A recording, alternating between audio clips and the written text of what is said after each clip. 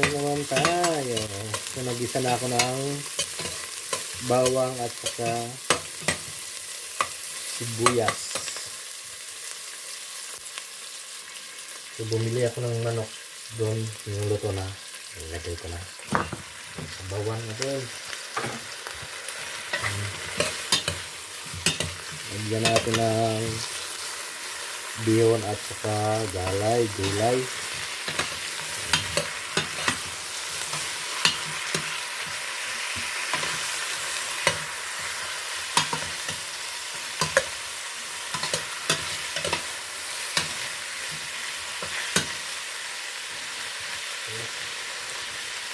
Lagyan ko ng tubig.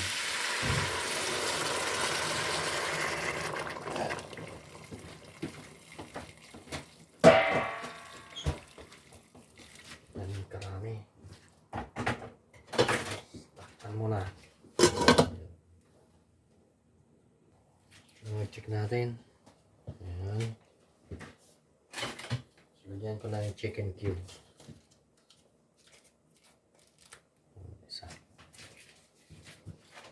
So, takpan ulit. So, kumukulo. Ilagay ko na itong vermicelli.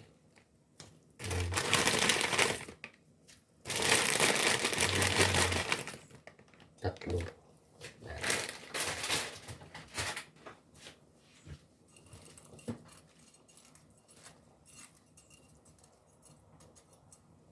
Ayan.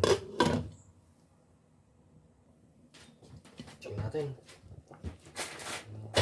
Tapos lagyan ko ng gulay. Ito yung cabbage.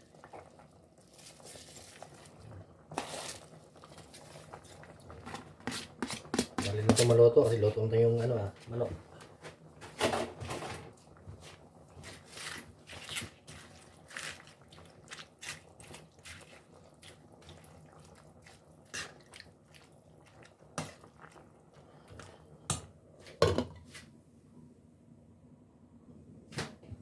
Check muna natin. Hintayin na natin yung gulay na naluto.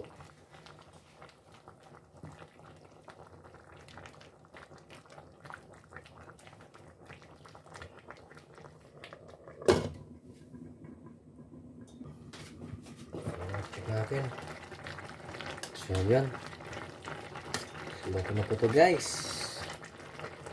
Ayan. Ito na po yung manok na may vermicelli at saka gulay. Thanks for watching guys. So, please like and comment. Bye.